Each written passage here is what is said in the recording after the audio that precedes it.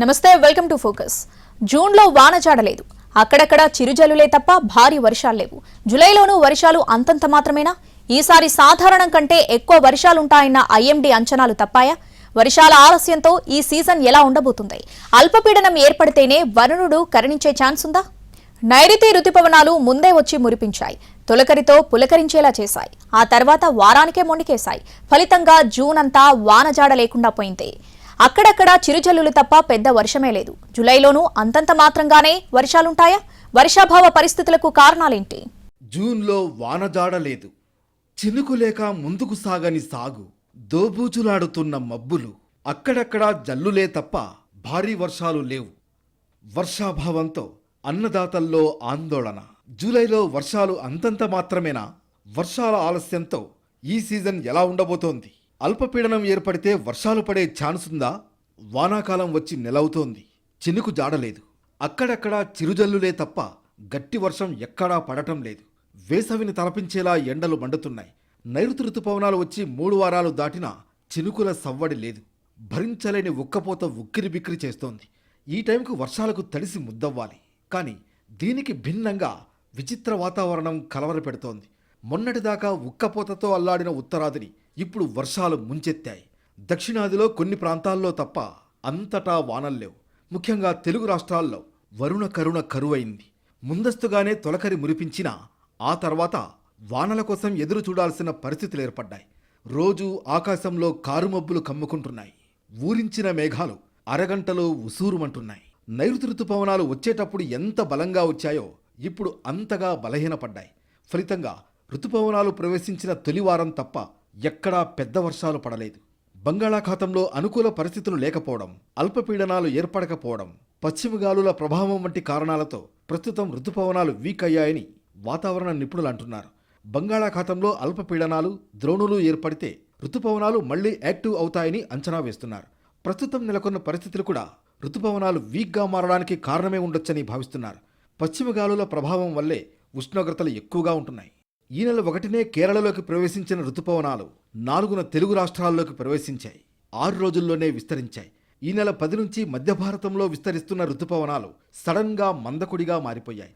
తొలుత 1 వారంలోనే దక్షిణ భారతం, ఈశాన్య రాష్ట్రాల్లో వ్యాపించినప్పటికీ అక్కడి నుంచి మిగతా రాష్ట్రాలకు విస్తరించడంలో మాత్రం ఆశించిన వేగం కనిపించలేదు. మధ్య భారతంలోకి 10నే ఎంటరైన ఉత్తరాది రాష్ట్రాల్లో ఎండలు, హీట్ వేవ్స్ పరిస్థితులతో దాదాపు 2 వారాలు దాటినా విస్తరించలేదు. ఈసారి ముందే మురిపించిన వానలు ఆ తర్వాత మాయమై అన్నదాతను కలవరపెడుతున్నాయి. వర్షాల కోసం రైతులకు ఎదురుచూపులు తప్పడం లేదు. జూన్ నెల పూర్తవుతున్నా ఇప్పటి వరకు సాగుకు అనుకూలమైన భారీ వర్షాలు పడకపోవడంతో రైతుల్లో ఆందోళన నెలకొంది. తెలంగాణ వ్యాప్తంగా ఏకంగా 16 జిల్లాల్లో లోటు వర్షపాతం నమోదైనట్లు వాతావరణ సంస్థ తెలిపింది. ఆశించిన స్థాయిలో వర్షాలు కురవకపోవడంతో సాగు పనులు ముందుకు సాగడం లేదు. అడపాదడపా కురిసిన వర్షాలకు కొంతమంది రైతులు విత్తనాలు నాటారు. ఇప్పుడు వర్షాలు ముఖం చాటేయడంతో ఆ విత్తనాలు మొలకెత్తే పరిస్థితులు లేవు. అడవుల విస్తీర్ణం అధికంగా ఉండే జిల్లాల్లోనూ లోటు వర్షపాతం నమోదు కావడం ఆందోళన కలిగిస్తోంది.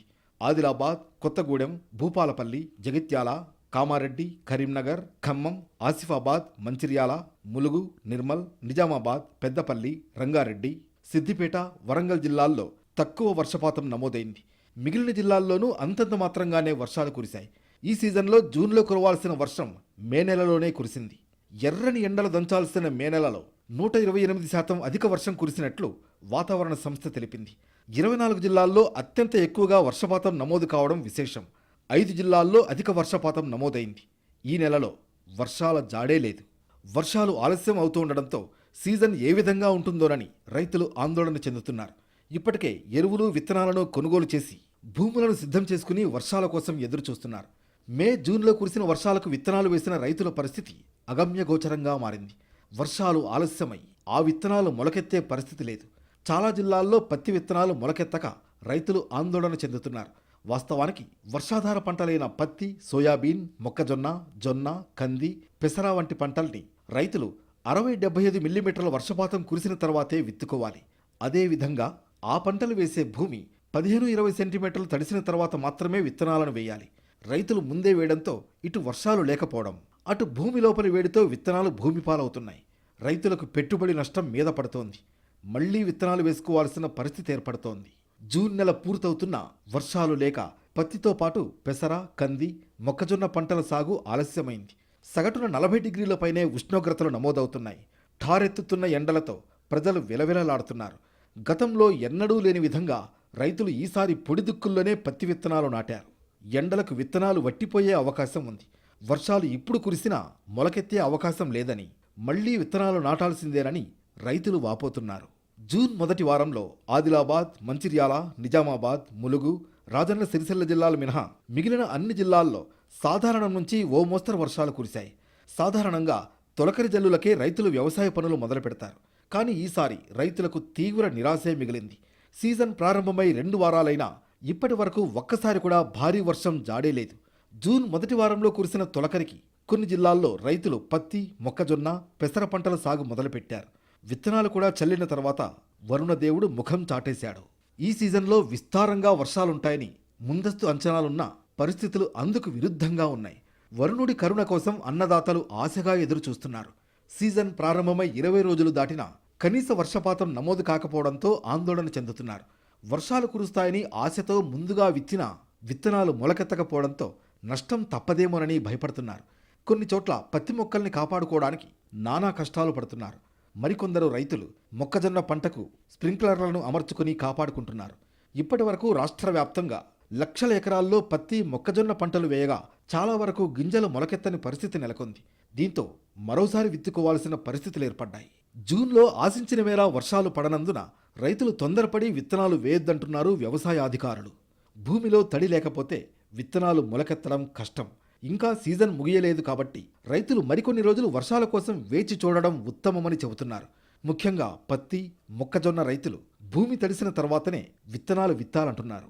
ఈ వర్షాకాలం సీజన్లో ఇప్పటి వరకు దాదాపు 30 లక్షల ఎకరాల భూమిలో రైతులు వివిధ విత్తనాలు వేసినట్లు తెలుస్తోంది. కానీ వర్షాలు వెనకపట్టు పట్టడంతో నీళ్లు ఎలా అన్న టెన్షన్ మొదలైంది. గత ఏడాది కూడా వర్షాలు సరిగ్గా కురవకపోవడంతో ప్రధాన రిజర్వాయర్లన్నీ నిండుకున్నాయి. భూగర్భ జలాలు దారుణంగా పడిపోయాయి. కృష్ణా, గోదావరి నదులపై ఉన్న ప్రధాన రిజర్వాయర్లలో 2023 జూన్లో 370.02 టీఎంసీల నీరు ఉండగా ఈ ఏడాది 2024 జూన్ నాటికి 229.53 టీఎంసీల నీరు మాత్రమే ఉంది.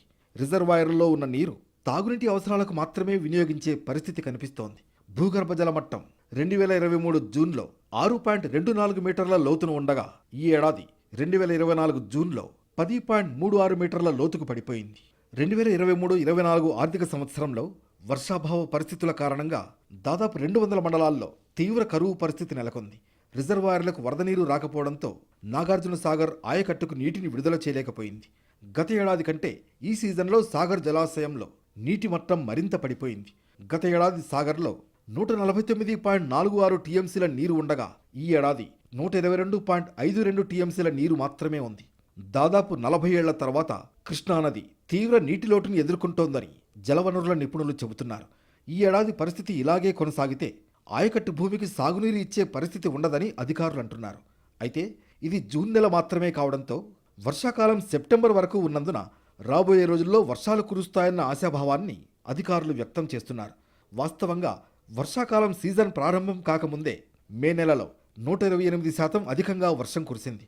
దీంతో ఈ ఏడాది సమృద్ధిగా వర్షాలు కురుస్తాయని రైతులు సంతోషించారు. అయితే రైతుల్లో ఈ సంతోషం ఎంతో కాలం నిలవలేదు.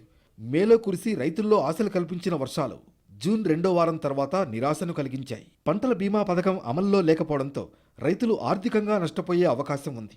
పంటల బీమా పథకం అమల్లో ఉంటే విత్తనం నాటిన తర్వాత వరుసగా 15 రోజులు వర్షాలు కురవకుండా నష్టం జరిగితే రైతులకు ఎకరాకు 3,000 రూపాయల వరకు నష్టపరిహారం వచ్చేది. కానీ గత ప్రభుత్వం పంటల బీమా పథకం అమలు చేయకపోవడంతో రైతులు తీవ్రంగా నష్టపోయే పరిస్థితి కనిపిస్తోంది. ఈ ఏడాది వర్షాకాలం నుంచే పంటల బీమా పథకం అమలు చేస్తానన్న ప్రభుత్వం ఇప్పటికీ ప్రీమియం చెల్లించలేదు. దీనిపై ప్రభుత్వం కసరత్తు చేస్తోంది. పంటల బీమా పథకం కింద ప్రీమియం చెల్లింపులు జరిగి ఉంటే నష్టపోయిన రైతులకు ఇప్పటికే బీమా సొమ్ము లభించేదని రైతు సంఘాల నేతలంటున్నారు. ఈసారి మంచి వానలుంటాయన్న ఐఎండీ అంచనాలు తలకిందులయ్యాయి.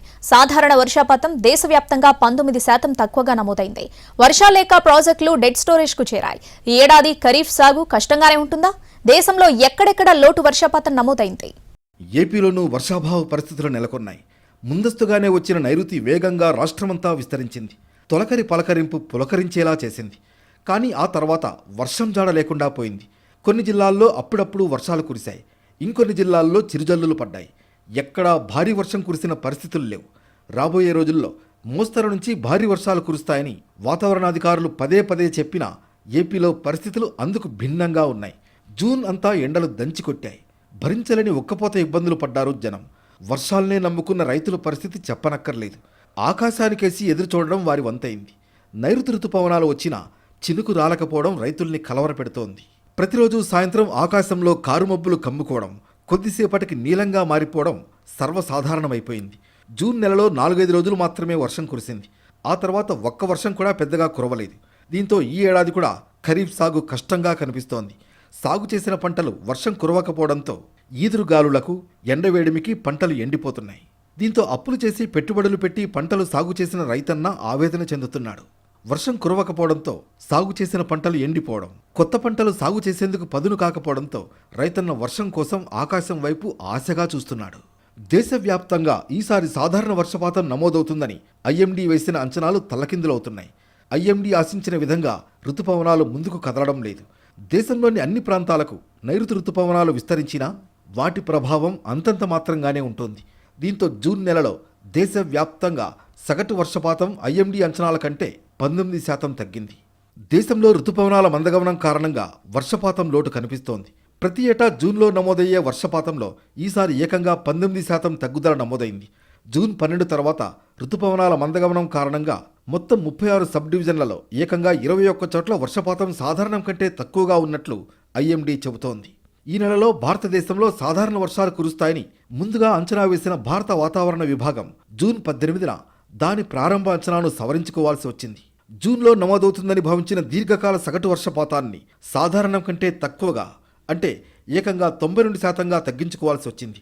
మారుతున్న వాతావరణ పరిస్థితులతో వాతావరణ శాఖ తమ అంచనాల్ని మారుస్తున్నట్లు తాజాగా ప్రకటించింది. జూన్లో దక్షిణ ద్వీపకల్పం, ఈశాన్య రాష్ట్రాల్లో భారీ వర్షాలు కురుస్తాయని, వాయువ్య భారతదేశంలో సాధారణం కంటే కొంత తక్కువ వర్షపాతం ఉంటుందని అంచనా వేసిన ఐఎండీ రుతుపవనాల పురోగమనానికి అనుకూల పరిస్థితులు లేకపోవడంతో వాటిని మార్చుకుంది.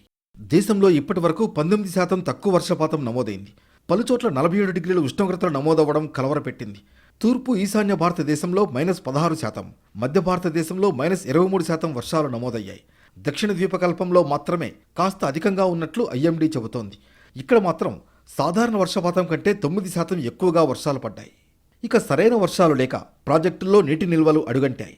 భారీ వర్షాలు వస్తే ఈ పాటికే జలాశయాల్లోకి భారీగానే వరద వచ్చి చేరేది. కానీ వర్షాభావ పరిస్థితులతో ఇప్పుడు ఆ పరిస్థితి లేదు. ఏపీలో ఏ ప్రాజెక్ట్ చూసినా డెడ్ స్టోరేజీకి చేరాయి. జూన్ నెల పూర్తవుతున్న పరివాహక ప్రాంతంలో వర్షాల జాడలేదు. దీనికి తోడు జలాశయాల్లో నీటి నిల్వలు పూర్తిగా పడిపోయాయి. శ్రీరామ్ సాగర్, నాగార్జున సాగర్ రిజర్వాయర్లలో నీటి మట్టం దిగజారిపోయింది. అలాగే నిజాం సాగర్, మిడ్ మానేరు పూర్తిగా ఎండిపోయాయి. ప్రస్తుతం అన్ని జలాశయాల్లో డెడ్ స్టోరేజీగా అధికారులు గుర్తిస్తున్నారు. ఖరీఫ్ సాగు ముందుకు వెళ్లడం లేదని ఆయకట్టుదారులు ఆందోళన చెందుతున్నారు.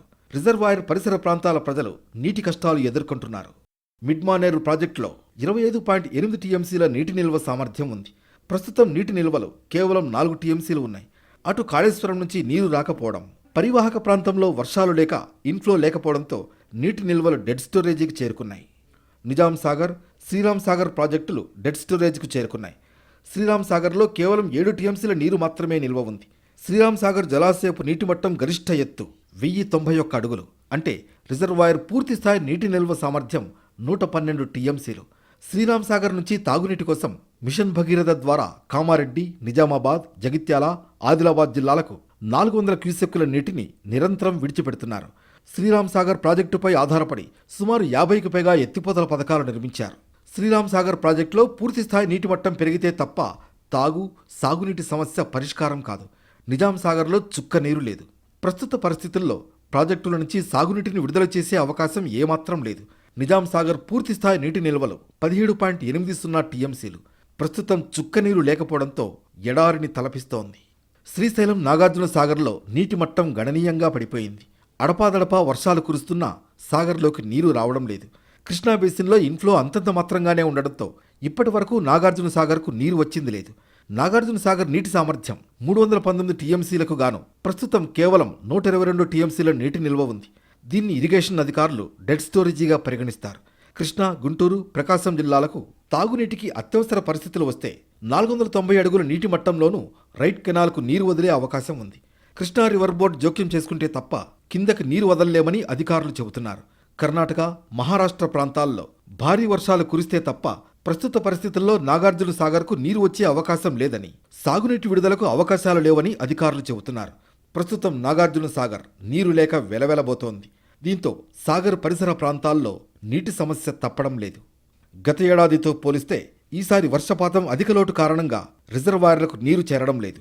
కడెం ప్రాజెక్టు నీటి నిల్వ సామర్థ్యం 7.6 టీఎంసీలు కాగా ప్రస్తుతం 2.35 టీఎంసీలకు పడిపోయింది. కడెం జలాశయం డెడ్ స్టోరేజీతో నీటి చుక్క లేక బోసిపోయింది. ఎల్లంపల్లి జలాశయం ఈసారి దయనీయంగా మారింది. కాళేశ్వరం ఎత్తిపోతల నుంచి నీటి తరలింపు నిలిచిపోవడంతో ఎల్లంపల్లి జలాశయం అడుగంటింది. ఓవైపు వర్షాభావ పరిస్థితులు, మరోవైపు కుండపోత వానలు కుమ్మేస్తున్నాయి. దేశంలో విచిత్ర వాతావరణం కలవరపెడుతుంది. మొన్నటిదాకా హైయెస్ట్ టెంపరేచర్లతో అల్లాడిన ఉత్తరాది జోరు వానలో తడిసి ముద్దవుతుంది. రాబోయే 4 రోజుల్లో తెలుగు రాష్ట్రాల్లో భారీ వర్షాలు కురిసే అవకాశం ఉందంటుంది ఐఎంటీ. దేశంలో విచిత్ర వాతావరణం కొనసాగుతోంది. ఓవైపు వర్షాభావ పరిస్థితులు, మరోవైపు కొన్ని రాష్ట్రాల్లో భారీ వర్షాలు కురుస్తున్నాయి. మొన్నటిదాకా ఉక్కపోతతో అల్లాడిన ఉత్తరాదికి ఉపశమనం కలిగింది. భారీ వర్షం ముంచెత్తింది. గుజరాత్, రాజస్థాన్, ఒడిషా, ఉత్తరాఖండ్ రాష్ట్రాల్లో భారీ వర్షాలు కురుస్తున్నాయి. ఉత్తరాది రాష్ట్రాల్లో రాబోయే రోజుల్లో అతి భారీ వర్షాలు కురిసే అవకాశం ఉందని వాతావరణ శాఖ అలర్ట్ జారీ చేసింది. దేశవ్యాప్తంగా పలు రాష్ట్రాల్లో భారీ వర్షాలు కురుస్తున్నాయి. గుజరాత్లో కూడా ఎడతెరిపి లేకుండా వర్షాలు కురుస్తున్నాయి. కొడైనార్ జిల్లాలో వర్షాల కారణంగా జనజీవనం నిలిచిపోయింది. గిర్ సోమనాథ్లో కూడా భారీ వర్షాలు కురుస్తున్నాయి. వాహనదారులు తీవ్ర ఇబ్బందులు పడుతున్నారు. రోడ్లన్నీ జలమయమయ్యాయి. ఇళ్లల్లోకి వరద నీరు ప్రవేశించడంతో కష్టాలు పెరిగాయి. రాజస్థాన్లోని ధోల్పూర్లో కూడా భారీ వర్షం కురిసింది. ఆకస్మిక వరదలతో ప్రజలు తల్లడిల్లారు. పలు వాహనాలు వరదనీటిలో కొట్టుకుపోయాయి. అసోంను వరదలు ముంచెత్తుతున్నాయి. డిబ్రూగర్లో ఎడతెరిపి లేకుండా వర్షం కురుస్తోంది. రోడ్లన్నీ జలమయమయ్యాయి. లోతట్టు ప్రాంతాలు నీట మునిగాయి. భారీ వర్షాలతో వాగులు, వంకలు ఉధృతంగా ప్రవహిస్తున్నాయి. రాష్ట్ర వ్యాప్తంగా దాదాపు 4 లక్షల మంది వరదల కారణంగా ప్రభావితమయ్యారు. ఇప్పటి వరకు 36 మంది మృతి చెందారు. ఉత్తరాఖండ్లో కుండపోత వర్షాలు కురుస్తున్నాయి. తెహ్రీ డ్యాంలోకి పలు వాహనాలు కొట్టుకుపోయాయి. దీంతో అధికారులు సహాయక చర్యలు చేపట్టారు. ఎస్డీఆర్ఎఫ్ సిబ్బంది డ్యాంలో చిక్కుకుపోయిన వాహనాలను పైకి తీసుకొచ్చే ప్రయత్నాలు చేశాయి. రుద్రప్రయాగ్తో పాటు పలు జిల్లాల్లో ఎడతెరిపి లేకుండా వానలు పడుతున్నాయి. అల్పపీడనం ప్రభావంతో ఒడిశాలో భారీ వర్షాలు కురుస్తున్నాయి. పలు జిల్లాలకు అలర్ట్ ప్రకటించింది వాతావరణ శాఖ. రాజధాని భువనేశ్వర్లో కుండపోత వర్షం కురిసింది. లోతట్టు ప్రాంతాలు జలమయమయ్యాయి.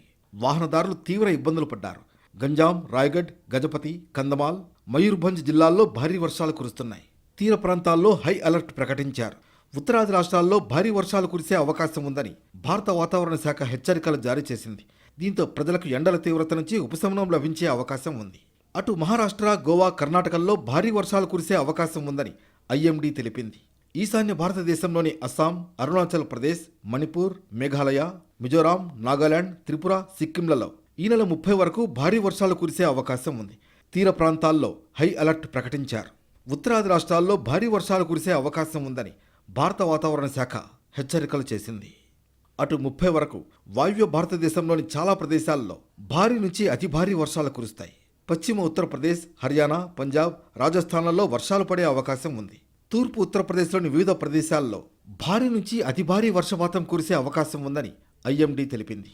తెలంగాణ వ్యాప్తంగా భారీ వర్షాలు కురిసే అవకాశం ఉందని వాతావరణ శాఖ హెచ్చరికలు జారీ చేసింది.